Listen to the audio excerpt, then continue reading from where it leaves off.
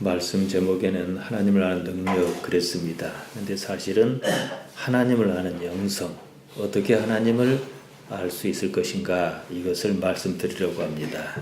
지난 2주간에 걸쳐 하나님을 알아야 한다고 말씀드렸습니다. 우리 삶에서 하나님을 아는 영성, 이것을 말씀드리겠습니다. 영성하면은 사전적으로는 신령스러운 품성이나 성질을 말합니다. 그러니까 그대로 하면 성질이 바뀌어야 하는 거예요.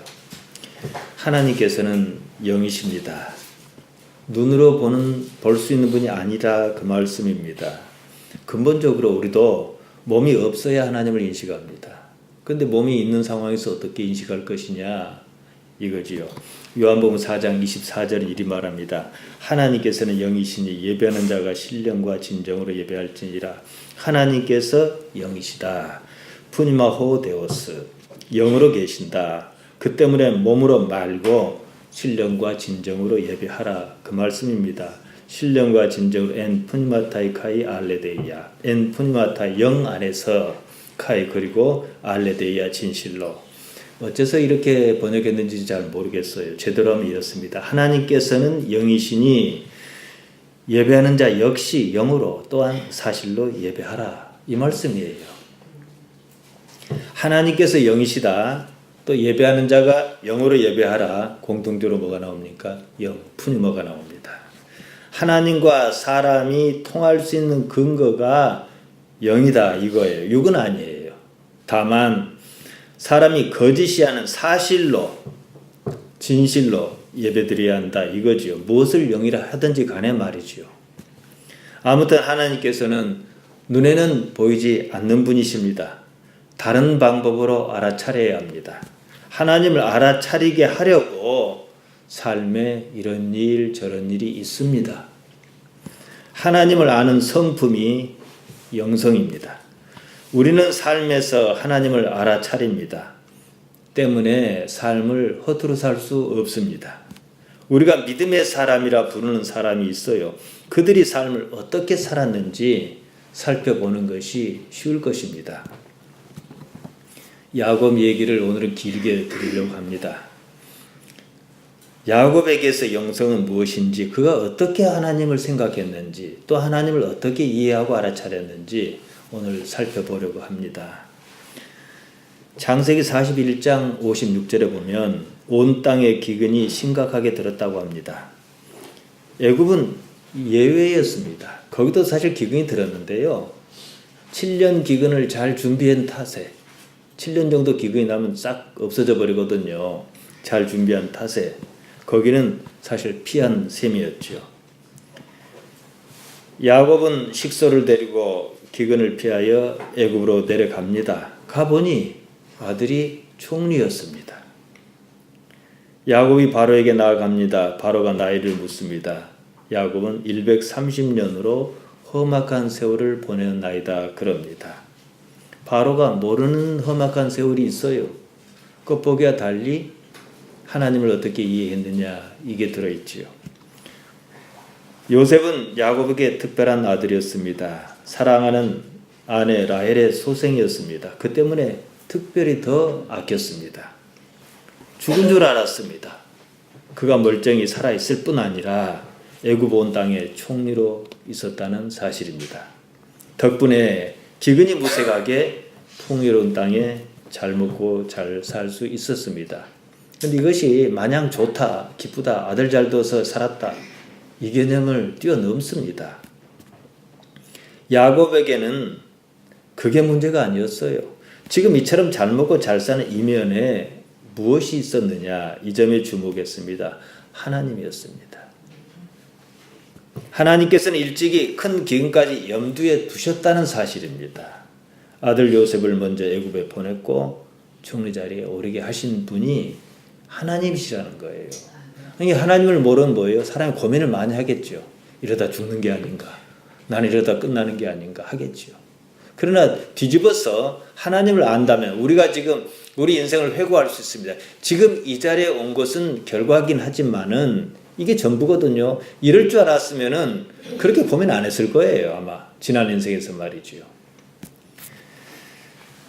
야곱에게는 12 아들이 있었습니다. 각기 12지파를 이루어 12로 분깃을 나눕니다. 요셉 지파는 없습니다. 요셉의 두 아들 에브라임과 므낫세가 각기 지파를 이루었습니다. 야곱의 배려였습니다. 그러면 13지파가 될 거 아니겠습니까? 야곱은 요셉의 두 아들 에브라임과 므낫세를 아들 바넬에 올렸습니다. 그래서 12로 땅을 분할했는데 레위 지파에게는 분깃을 따로 주지 않았습니다. 성전에서 일하겠습니다. 그러니까 땅이 딱 12개예요. 그조차도 하나님께서 원하시는 바였습니다. 야곱이 그것을 실행했습니다. 어떻게 알고 그랬겠느냐. 이제 이런 관점에서 계속 그의 인생을 추적해 가야 해요. 야곱은 요셉에게 아들을 데려오라고 했습니다. 축복하겠다 그랬습니다. 이때 사람들은 되게 아주 이제 곧 내가 죽겠다 싶으면은 축복을 해요. 그럼 장자의 축복이 항상 우선권이지요. 요셉이 아들 둘을 아버지 앞에 데려갑니다. 오른손으로는 작은 아들을 이렇게 이쪽으로 본다면 이렇게 이제 민단 말이에요. 그래야 왼손을 얹힐 거니까. 우리나라는 왼쪽이 우선이지만은 이 메소포타미아 지역 지금 무슬림도 마찬가지입니다. 그건 항상 오른손이 우선입니다. 오른손은 음식 먹는 손이고 귀하게 여기고 왼손은 다른 일을 해요. 아무튼 오른손으로 므낫세를 당연히 장자니까 왼손으로 차자를 아버지 앞에 밀었습니다. 아버지가 눈이 어두워 잘 모를 수도 있으니까 다 챙겨줍니다. 실수하지 않도록 말이에요. 아버지 야곱이 그런데 오른손과 왼손을 이렇게 해버리는 거예요. 그러면 이 손이 장자가 아닌 차자 에브라임 머리 위에 얹힙니다. 요셉이 이걸 보고 기분이 나빴습니다. 기뻐하지 아니했다. 성경은 이렇게 말합니다. 그러니까 이렇게 손을 이렇게 다시 이렇게 하려고 그러니까 노인네가 거절하는 거예요. 안다 나도 안다. 창세기 48장 19절에 나옵니다. 그도 한 족속이 되며 그도 크게 되려니와 그 아우가 그보다 큰 자가 되고 그 자손이 여러 민족을 이루리라. 생물학적으로는 므낫세가 장자가 맞지만 하나님께서는 차자 에브라임을 장자로 생각하신다 이 얘기예요. 어떻게 그걸 알았냐는 얘기예요. 어떻게? 그러면은 야곱의 전 인생을 훑고 가야 해요. 여기에 안다 나도 안다. 제가 자주 말씀드리는 야다입니다. 헬라어로 기노스코입니다. 똑같은 의미로 쓰입니다. 대충 아는 것을 말하지 않습니다. 깊은 관계로 아는 것을 말합니다. 부부가 함께 오래 살아요. 그때 서로를 안다란 말할 수 있지 않겠습니까? 떨어져 사는 것 말고 함께 다 이렇게 사는 것 말이에요. 그러니까 하나님과 어떻게 살아왔느냐예요. 그럼 말씀을 없으셔도 알아요. 야다해요. 무엇을 아는 겁니까? 하나님께서 원하시는 바가 에브라임이라는 거예요. 왜 그런지는 설명할 수가 없어요. 그것이 영성이라는 거예요. 영성이 어떻게 생겨났는가? 그 문제입니다. 삶의 자리라는 겁니다. 대개는 하나님께서 무엇을 보여주시면 자기가 어떻게 할 것이다, 변할 것이다 그렇게 생각합니다. 아닙니다. 야곱은 앞서 2번이나 하나님을 만났다 하는 극적인 경험이 있었습니다. 첫 번째가 창세기 28장 10절 이하에 나오는 베델 사건이고 두 번째가 창세기 32장 전반이 다루고 있는 야복나루 사건입니다. 베델에서는 형 에서에게 쫓겨 하란 땅 외삼촌 집으로 피신할 때 불안하니까 앞길을 알 수 없으니까 하나님을 찾습니다. 거기서 11조를 약속합니다. 꿈의 사닥다리가 하늘까지 이어진 걸 봅니다. 하나님께서 그 위에 계셔서 할아버지 아브라함에게 주신 약속을 받습니다. 창세기 28장 15절은 이렇게 전합니다. 그때 하나님께서 이렇게 야곱에게 말씀하셨다고 합니다. 내가 너와 함께 있어 내가 어디로 가든지 너를 지키며 너를 이끌어 이 땅으로 돌아오게 할지라 내가 내게 허락한 것을 다 이루기까지 너를 떠나지 아니하리라. 그리고 꿈에서 깨어났습니다. 보통 사람은 경험하기 힘든 일이에요. 하란 땅 외삼촌 밑에서 식솔이 생겼고 재산도 불렸습니다. 거기서 또 여러 가지 일이 있지 않습니까? 더는 있을 수 없었습니다. 고향으로 돌아와야 했습니다. 문제는 형 에서의 노기를 어떻게 감당할 것인가 이거였어요. 창세기 32장 7절과 8절에는 당시 야곱이 처한 심경이 잘 드러나 있습니다. 야곱이 심히 두렵고 답답하여 자기와 함께한 종자와 양과 소와 약대를 두 떼로 나누고 가로되, 여기서 이제 만약에 무슨 일이 발생했을 경우 한 떼는 포기하고 한 떼는 살리겠다 뭐 이런 의도도 있겠지요. 에서가 와서 한 떼를 치면 남은 한 떼는 피하리라 뭘 나오지요. 그래서 사람도 보낸 순서가 있어요. 귀한 순서는 뒤로 좀 죽어도 괜찮다 싶으면 앞으로. 야곱은 밤에 두 아내와 두 여종 11아들을 인도하여 야복 나루를 건너게 했습니다. 홀로 남았습니다. 어떤 사람과 날이 새도록 씨름했다고 합니다. 현실인지 환상인지 그때 구분할 필요는 없습니다. 그 증거로 환도뼈가 허벅지 관절이 어긋나는 일이 있었습니다. 야곱은 그런 상황에도 그 사람을 놓지 않았습니다. 아팠겠지 않습니까? 그 사람이 쳤으니까. 뼈가 어쨌든 어긋났으니까. 축복이 절실했습니다. 하나님의 사람으로 알았겠지요.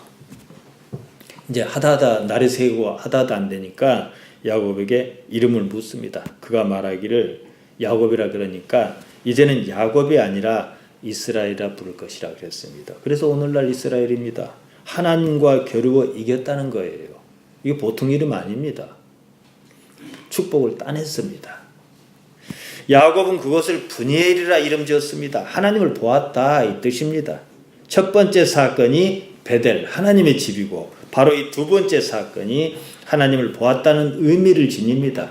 둘 다 어떻게든 하나님을 대면했다 이 얘기입니다. 인생사 사건이 거기서 그치지 않습니다. 야곱은 노년에 얻은 아들 요셉을 특별히 사랑했습니다. 색동옷을 입혔습니다. 요셉 또한 자기가 아버지에게 이때 당시에만 해도 막둥이였습니다. 아버지에게 그런 사랑 받는 줄 알았습니다. 그러니까 좀 그럴 거 아니겠어요? 두 번 꿈 사건으로 잘난 체 하다가 형들의 미움을 삽니다. 첫 번째는 형의 곡식단이 자기 곡식단을 둘러서 절하는 꿈을 꿨다고 그런 거예요. 두 번째는 해와 달과 11별이 자기에게 절하는 꿈을 꿨다는 겁니다. 그 일로 요셉은 저 꿈꾸는 자가 온다 이런 그런 걸 받다가 이제 다들 요셉을 죽이려고 합니다. 루벤이 죽이지는 말자 그랬어요. 그래서 구덩이에 빠뜨렸습니다. 근데 마침 이스마엘 족속이 길르앗에서 애굽으로 내려가는 중이었습니다. 유다가 그럽니다. 가만두면 죽을 것이니까 그러지는 말고 차라리 이스마엘 사람에게 팔자 그랬습니다. 요셉의 옷에 수저로서 피를 묻혀 야곱에게 보여주었습니다. 그 죽은 줄 알았죠. 또 실상 그 상황이라면 거의 죽었거나 죽지 않아도 남의 집 노예살일 겁니다. 그냥 다 있기로 한 거예요. 그런데 그 아들이 총리로 있는 거예요. 온 땅에는 기근이 들었습니다. 그 아들 덕에 고센 지역에서 살 수가 있었습니다. 자, 이 사실을 여러분 제가 길게 설명한 이유가 있습니다. 성경도 지나칠 정도로 자세하게 설명해요. 아들이 살아있다는 사실보다도요, 그 아들이 총리로 있다는 사실보다도요, 따로 충격받은 일이 있습니다. 앞서 베델과 브니엘에서 충격은 저리 가라예요. 거기는 하나님을 만났다 할 만한데도 다 잊고 지나갈 정도였어요. 그런데 나는 뭔가 이 말이에요. 험악한 130년 세월이 그 앞에 다 무너지는 거예요. 하나님의 모든 섭리였다는 거예요. 이게 여기까지 온 것이 말이죠. 그 세월 앞에서 나는 아무것도 아니라는 사실이었습니다. 하나님을 만났다, 은혜 체험을 했다, 쓸데없지는 않아요. 그러나 이런 일 앞에서는 다 쓸데없습니다. 지금은 하나님께서 나타나지 않았지만은 하나님을 알았습니다. 이게 영성이라는 거예요. 하나님께서 어떤 분이신가 아는 거예요. 그 성품으로, 그 성품이 므낫세와 에브라임을 축복할 때 여러 개 하게 했다는 거예요. 이거 뭘로 설명해요? 수십 년 물고기를 낚은 사람이 있습니다. 세월의 경험이 쌓인 만큼 나름대로 특별한 감이 있습니다. 저는 낚시질을 하지 않습니다. 그가 저에게 손맛이 어떠고 포인트가 어떠고 아무리 설명해도요, 저는 감 잡기가 어렵습니다. 비슷해야 감이 잡히는 거예요. 이처럼 신앙은 이해의 문제가 아니에요. 어떻게 자기 삶에서 감 잡느냐는 문제라는 거예요. 삶을 하나님 앞에서 생각해라는 거예요. 끊임없이 말이죠. 이것이 바로 영성입니다. 야곱이 므낫세가 아닌 찾아 에브라임의 손을 어긋맞게 장자로 축복합니다. 그것을 본 요셉은 기분이 좋지 않았습니다. 야곱이 자신의 직관적 판단을, 감을 무슨 재주로 요셉에게 설명할 수가 있겠습니까? 험악한 세월 130년 동안 하나님을 생각하며 삶에서 부대낌이 얻은 감인데 말이죠. 하나님을 아는 영성의 바탕은 누구에게나 주어져 있습니다. 삶입니다. 이때 우리가 할 일은 단 하나예요. 하나님을 한시도 잊지 않는 거예요. 모든 일에 좋은 일이든 굳은 일이든 하나님과 견주어 생각해야 한다는 거예요. 제가 삶을 지켜보라고 자주 말씀드린 이유가 그겁니다. 하나님께서 삶에 어떻게 나타나시는지 깨어 힘써 지켜보라는 거예요. 내 마음에 들든 들지 않든 말이죠. 야곱이라 해서 어느 날 갑자기 어떤 경지에 이르지 않습니다. 그 이전 삶이 어떠했는지 어떻게 살았는지 짚어보라고 성경이 기록하고 있어요. 앞서 보면 창세기 27장에 이런 일이 있습니다. 이삭이 나이가 많이 들어 눈이 어두워 잘 보지 못했습니다. 죽기 전에 아까 말씀드린 대로 그런 식으로 맏아들 에서를 불러 축복하겠다 그랬습니다. 들에 나가 사냥해서 별미를 만들어 오라 그랬어요. 이들 사이에서 아버지가 죽기 전에 하나님 앞에서 축복하는 일은 매우 중요했습니다. 한 번 잘못 축복해도 방법이 없어요. 돌이킬 수 없어요. 거기 그렇게 나오지 않습니까? 에서가 짐승을 잡으러 둘러갔어요. 그 사이 야곱이 에서로 가장해서 아버지 이삭을 속이고 장자의 축복을 가로챕니다. 어머니 리브가가 그렇게 꾸몄어요. 생각해 보세요. 쌍둥이에요. 다 같은 아들이에요. 한 배에서 낳습니다. 어째서 그랬는지 이것을 우리가 또 이해를 해야 해요. 다 소중하거든요. 근데 왜 어머니가 들어서서 작은 아들에게 그렇게 하도록 아버지를 속였냐 이 말이에요. 바울은 이 사건을 로마서 9장 7절에서 13절에 담았습니다. 로마서 9장 11, 13절에 보면 이렇게 말합니다. 그 자식들이 아직 나지도 아니하고 무슨 선이나 악을 행하지 아니한 때에 택하심을 따라 이루어지는 하나님의 뜻이 행위로 말미암지 않고 오직 부르시는 이에게로 말미암아 서게 하려 하사 리브가에게 이르시되 큰 자가 어린 자를 섬기리라 하셨나니 기록한 바 내가 야곱은 사랑하고 에서는 미워하셨다 하신과 같으니라. 물론 결과론적 이해지요. 그럼 어떻게 리브가가 여기에 딱 맞췄냐 이거예요. 하나님이 계시를 받은 것도 아닌데. 창세기 24장에 보면 리브가의 성품을 짐작케 하는 대목이 나옵니다. 아브라함에게는 하나님께서 주신 외아들 이삭이 있었습니다. 아브라함이 자기 집 모든 소유를 맡은 나이든 종에게 부탁합니다. 엘리에셀이 아니겠느냐 짐작합니다. 이삭이 안으로 삼을 만한 여자를 데려오라. 그랬습니다. 조건이 있어요. 이 지방 가나안 땅 족속의 딸 말고 내 고향 땅에 가서 데려오라는 거예요. 창세기 24장에 나옵니다. 아마 신앙 문제를 고려했던 것 같습니다. 종이 묻습니다.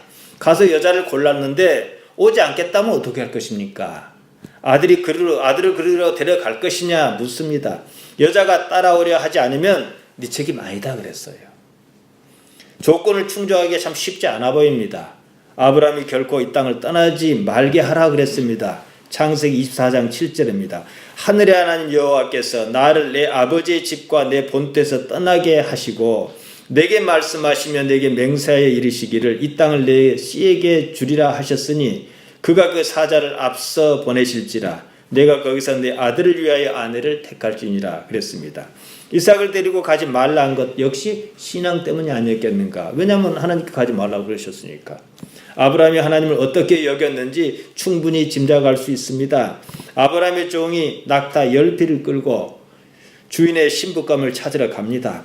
메소포타미아로 가서 나홀의 성에 이릅니다. 가나안 신앙 풍습을 받아들일 수 없었다는 얘기죠. 그러니까 메소포타미아 지역에서 이제 아브라함이 고향이라 거기서 나왔는데 거기는 그래서 조금 그런 신앙이 있었던 것 같습니다. 물론 거기서 신앙의 싹을 제대로 틔울 수 없으니까 하나님께서 아예 다른 땅으로 인도하셨겠지만 말이에요. 요즘 동남아시아에서 신부감을 골라옵니다. 이해는 충분히 합니다. 하지만 애정으로 시작한 일도 아닌데 성장 배경, 문화를 극복할 수 있을 줄 알아요. 거기에 문제가 생깁니다. 신앙은요, 더 말할 것도 없습니다. 아브라함의 고향 메소포타미아에서는 하나님의 신앙이 있었던 것 같습니다. 그것을 떠나야만 했던 이유는 그것만으로 부족하였지 싶습니다. 아브라함의 종이 거기 갔습니다. 성박 우물 곁에 이르렀습니다. 거기서 낙타를 꼴렸습니다. 쉬려고 그랬는지 어쨌든 그랬습니다. 저녁이라 여인이 물길로 나올 때였습니다. 그가 이르기도 합니다. 창세기 24장 13, 14절입니다. 성중 사람의 딸이 물길로 나오겠사오니 내가 우물 곁에 섰다가 한 소녀에게 이르기를 청컨대 너는 물 항아리를 기울여 나로 마시게 하라 하리니 그의 대답이 마시라.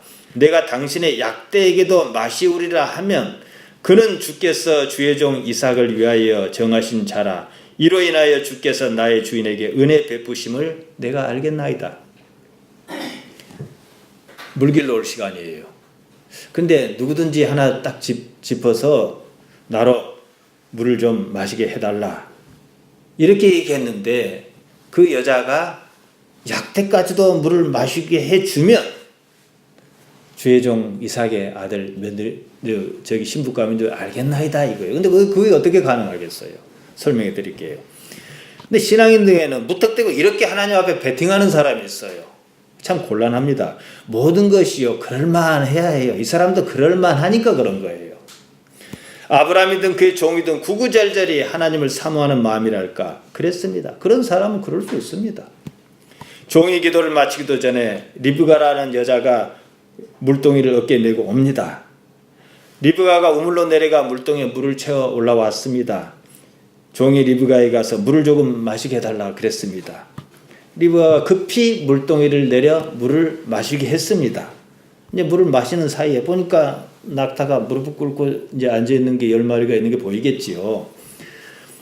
창세기 24장 19, 20절은 상황을 이렇게 전합니다. 종이 마시우기를 다하고 가로되 당신의 약대에게도 위하여 물을 길어 그것으로 배불리 마시게 하리다 하고 리브가가 그랬다는 거지요. 급히 물 항아리에 물을 그 위에 붓고 다시 기려고 우물로 달려가서 모든 약대를 위하여 기는지라. 자, 이 봅시다. 아니 어차피 있는 물인데 약대 좀 마시게 했다 해서 그게 하나님의 뜻이다 아니다 어떻게 이런 잣대로 삼을 수 있느냐 하실 수 있어요. 그렇지 않겠습니까? 우리처럼 이런 우물 아닙니다. 거기는 좀 건조한 지역이기 때문에 심하면 수십 미터를 구덩이를 파고 나선형으로 내려가야 해요. 흙계단 따라서. 항아리가 플라스틱 항아리 아닙니다. 그때 당시는 질글 항아리였을 거예요. 빈 항아리도 무겁습니다. 그거 안 해요, 보통 사람은. 또 해달라는 것도 아니고. 다시 말씀드리면 리브가라는 여자아이의 마음 씀씀이가 어떠했는지 함축하는 대목이에요. 누구 딸이냐 물어봤습니다. 보니까 아브라함의 동생 나홀의 아들 부두엘의 딸이라는 거예요. 딱 맞는 거예요, 이게 거기까지는.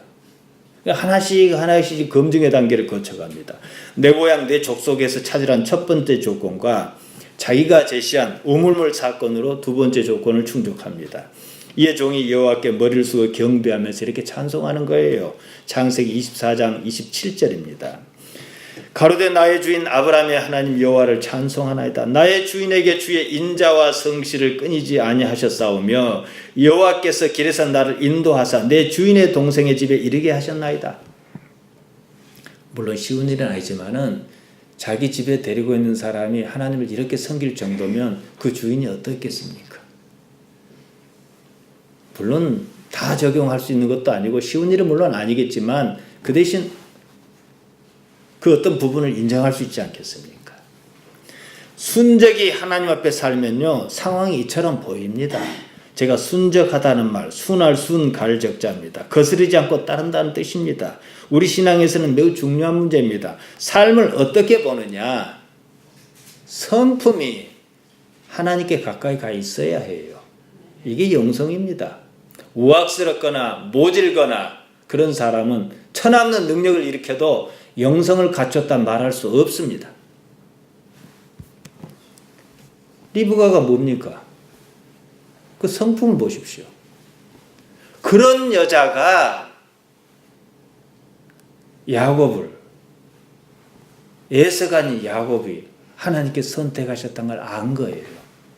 그렇게 살았기 때문에. 아브라함의 종이 리브가 집에 머물렀습니다. 리브가의 오라비 라반이 맞아주었습니다. 종은 자기가 여기까지 온 경위를 부두엘과 그의 아들 라반에게 소상히 말했습니다. 그리고 이렇게 말합니다. 창세기 24장 49절입니다. 이제 당신들이 인자와 진실로 나의 주인을 대접하려거든 내게 고하시고 그렇지 않을지라도 내게 고하여 나로 좌우간 행하게 하소서. 라반과 부두엘 역시도 이를 하나님의 일로 여겼습니다. 오레비아 어머니는 며칠 혹은 열흘을 머물다 갔으면 그랬습니다. 근데 이 종이 이제 일 봤으니까 그냥 가겠다 그런 거예요. 그럼 따라가야 할 거 아니겠습니까? 문제는 리브가예요. 그럼 리브가에게 물어보자 그랬지요. 또 바로 따라가겠답니다. 제가 이 이야기를 길게 말씀드린 이유가 있어요. 삶의 형편, 분위기를 보라는 거예요. 오늘 설교 제목이 하나님을 아는 능력, 영성입니다. 신령한 성품, 이것을 영성이라 그럽니다. 삶이 온통 하나님께 있다는 사실이에요. 그렇게 세상을 살아온 리브가의 선택은 에서가 아니라 야곱이었습니다. 왜라고 물을 수도 없고 대답해줘도 모릅니다. 본인도 몰라요. 왠지 몰라도 이 사람이거든요. 얘거든요. 둘 다 한 배에서 한꺼번에 나왔습니다. 둘 다 귀한 자식입니다. 그럼에도 리브가는 하나님께서 야곱을 택하셨다는 사실을 알았습니다. 이해가 아니에요. 감이에요. 아까 제가 낚시질 얘기를 말씀을 드린 겁니다. 남편 이삭이 야곱을 축복하도록 이를 꾸몄어요.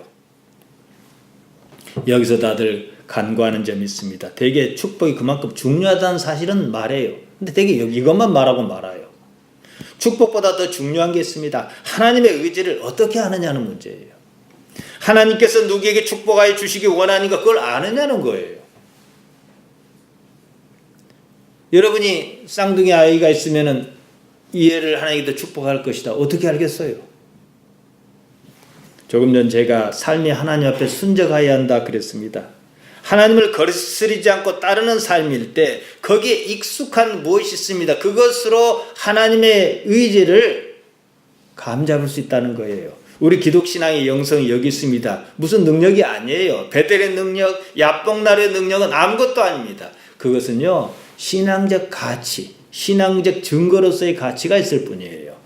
리브가는 하나님께서 야곱을 택하신 줄 알았습니다. 바울이 그것을 말한 거예요. 이삭은 눈이 멀어 야곱이 장자 에서인 줄 알고 축복했습니다. 나중에 알았지만 돌이킬 수 없어요. 그조차도 하나님의 의지였다고 인정할 수밖에 없어요.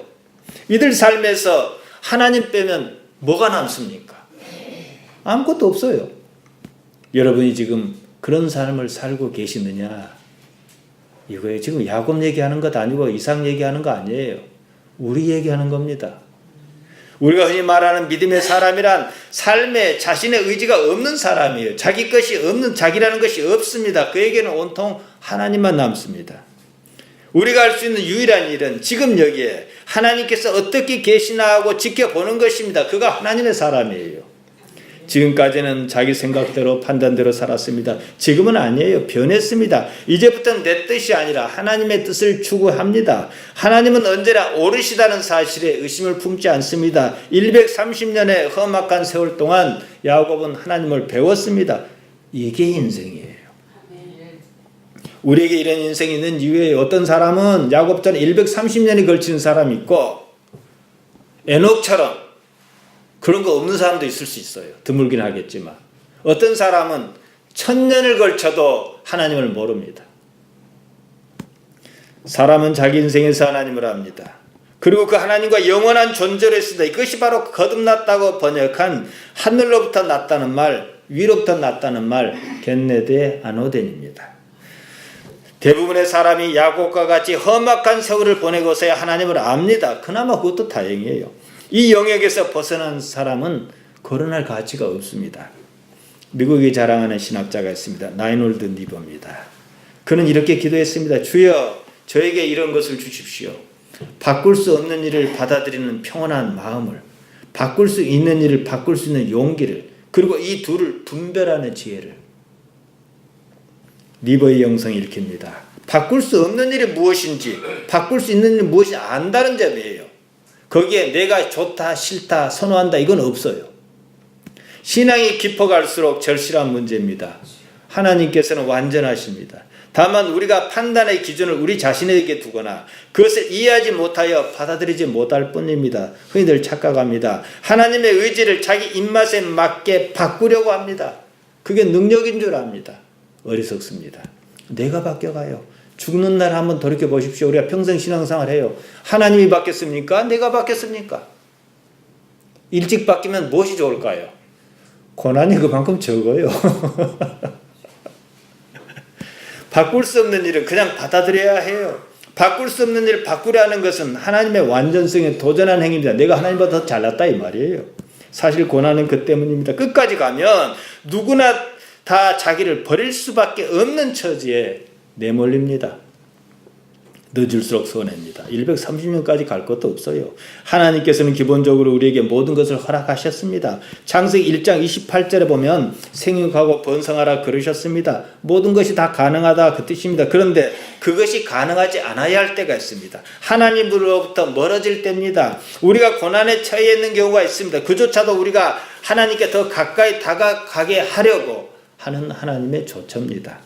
우리가 복이라 생각하는 무엇이든 바라고 구할 수 있습니다. 그러나 복이 하나님과 우리 사이에 틈을 내지는 말아야 합니다. 그러면 복을 포기해야죠. 하나님을 포기할 수는 없지 않습니까? 바울은 고린도전서 12장 23절에서 이렇게 말합니다. 모든 것이 가나 모든 것이 유익한 것이 아니요 모든 것이 가나 모든 것이 덕을 세우는 것은 아니니. 모든 것이란 우리가 생각할 수 있는 모든 것입니다. 그것은 일단 다 가능합니다. 하지만 그것이 유익하지 못하고 덕을 세우지 못한다면 포기해야 하는 거예요. 담임 목사 자리 세습 좋습니다. 형편에 따라서 그렇게 할 수도 있어요. 괜찮아요. 가능해요. 개인적으로는 유익합니다. 그들도 유익하다고 생각했으니까 그런 판단했을 거 아니겠습니까? 사회적으로는 덕스럽지 못해요. 그럼 그만둬야 하는 거예요. 성경도 무시하면서 강단을 붙들고 있다면 사악한 것입니다. 이 두 가지의 문제가 없다면 모든 것이 가능해요. 그조차도 구분할 수 없다면요, 더 배워야 합니다. 배우는 과정이 고난입니다. 방법을 모르면 자기 방법을 포기하지 않고 계속 고수하면 더욱 고난이지요. 삶을 내려놔야 합니다. 포기해야 해요. 하나님과 함께 하지 않는 것은 그 자체가 악한 겁니다. 신명기 18장 13절 이리 말합니다. 너는 내 하나님 여호와 앞에 완전하라. 예수님께서는 이렇게 말씀하셨습니다. 마태복음 5장 48절입니다. 그러므로 하늘에 계신 너희 아버지 온전하심과 같이 너희도 온전하라.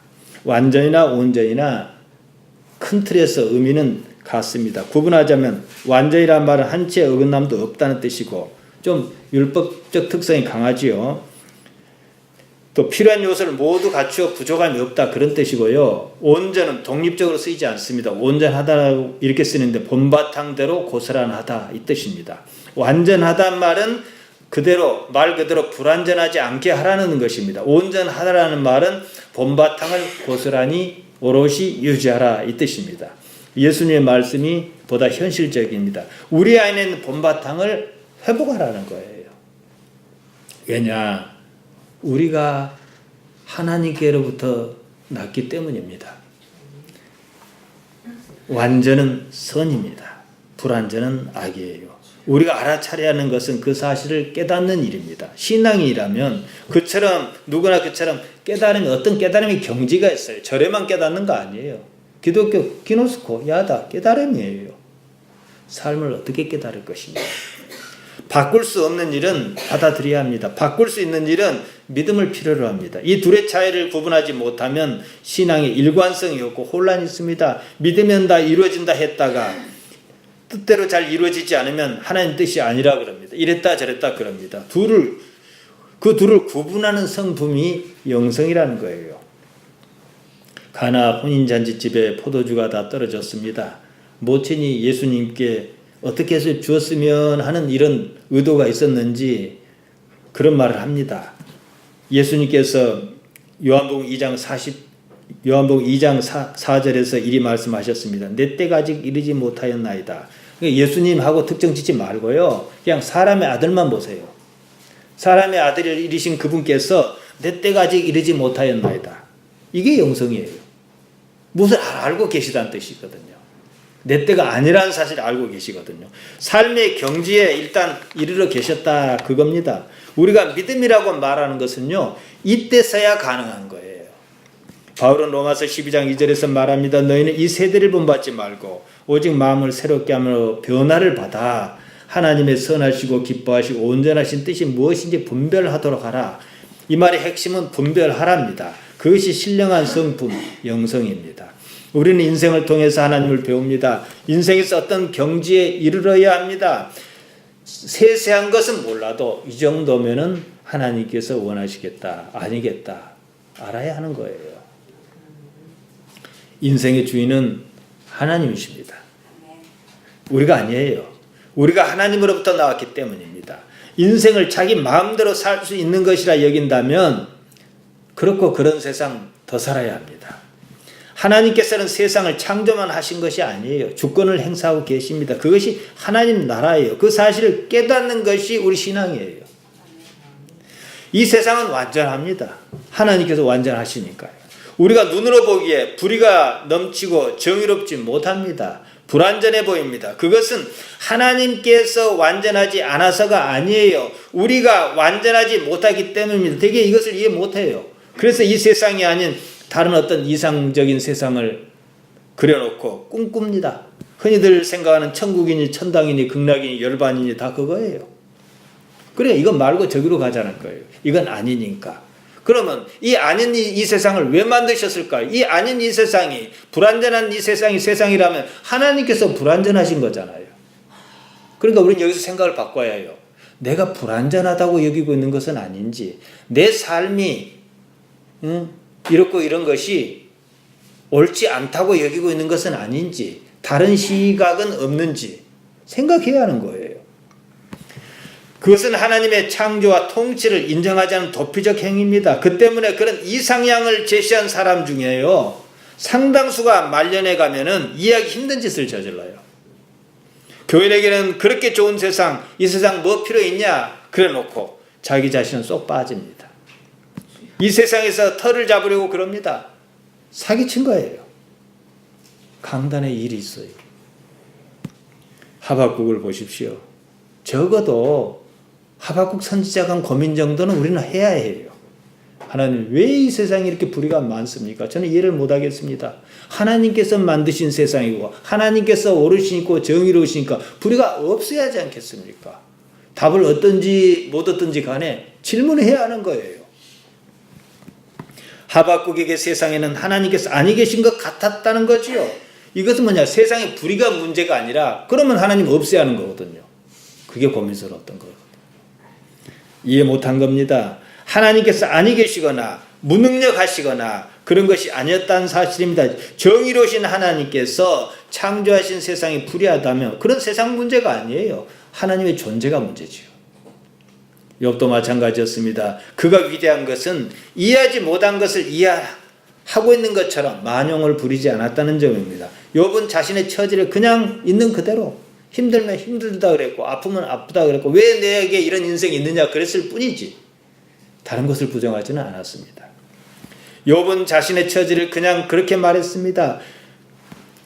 이해하지 못한 것은 못하는 대로 하나님께서 스스로 나타나 주시기를 기다렸습니다. 그것이 바로 욥 마음 깊은 곳에서 하나님을 사모하고 있었다. 하나님의 통치를 인정했다는 증거입니다. 욥기는 하나님께서 바르고 의로우신 분이란 전제를 처음부터 끝까지 포기하지 않습니다. 그러니까 이해를 더 못하겠는 거예요. 내 인생이 왜 이러냐. 내가 남들로 치면은 신앙생활을 못했냐, 헌금생활을 못했냐, 뭘 못했냐, 이거죠. 아무튼 문제는 세상이 이해할 수 없는 거예요. 이 세상에 만연한 악과 하나님께서 계신다는 사실은 서로 양립할 수 없는 문제입니다. 바로 이 때문에 어떤 사람은 하나님의 존재를 아예 부정합니다. 그러면 이런 부조화를 어떻게 해결할 것이냐, 이것이 여전히 우리 앞에는 문제로 남아 있어야 정상입니다. 이것도 저것도 생각 안 하면은 어리석은 거예요. 답을 못 얻어도 생각을 해야 해요.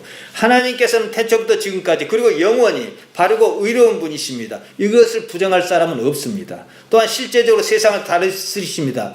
교회에 나온다면 이것도 부정 안 합니다. 그럼에도 세상에 악이 있는 것은 무엇 때문이냐는 의문이 여전히 가시지 않는다는 거예요. 왜 하나님께서는 저런 인간을 살려두시는가? 하박국이 그랬습니다. 인간에게 고통이 없다면 하나님을 알지 못했을 것입니다. 안다 해도 겉핥깁니다. 여기에 대해서 욥은 이렇게 자기가 겪은 일을 가지고 신앙 고백 가득 말합니다. 42장 5절입니다. 내가 주께 대하여 귀로 듣기만 하였사옵더니 이제는 눈으로 주를 배움나이다. 이해 못할 것을요 억지로 이해할 필요는 없어요. 하지만 내가 이해할 날이 반드시 온다는 거예요. 하나님 안에서요.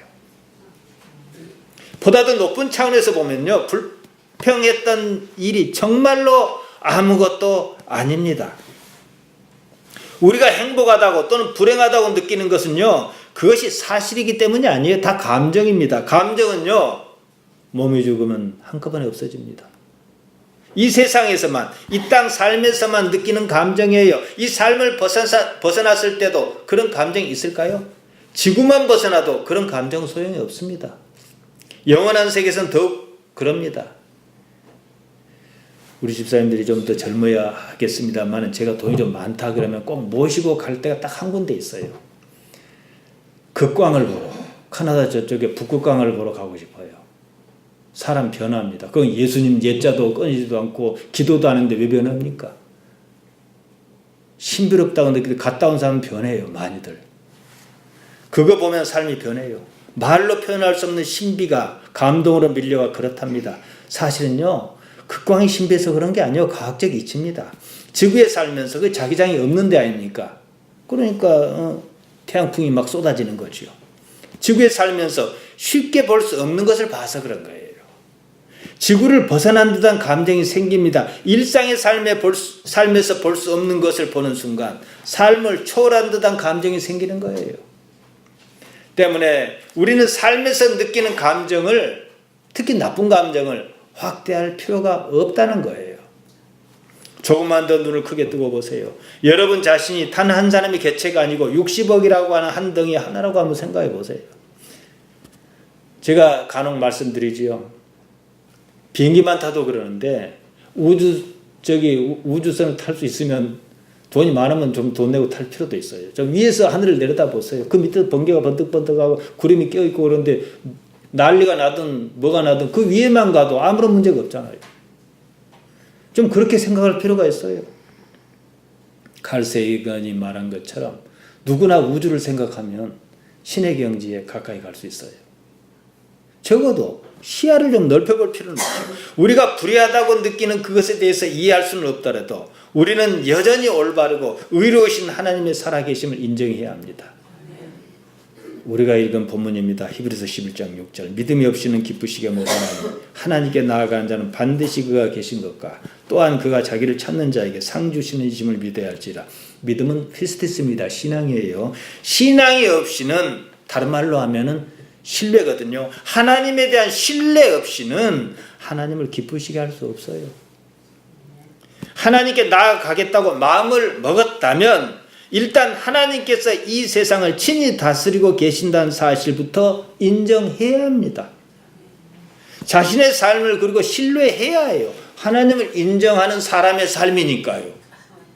내 삶의 굳건 조건. 여기는 분명히 하나님께서 어떤 계획을 갖고 계실 것이라는 얘기. 이래 하나님께서 어떻게 나타나시려나 이것을 내가 온 의식을 일깨워 갖고 지켜보는 것이 내가 해야 하는 유일한 일이에요.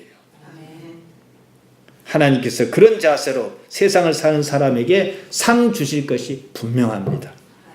삶의 모든 일에 하나님을 인정하고 알려하고 삶을 지켜보는 여러분이 되시기를 바랍니다.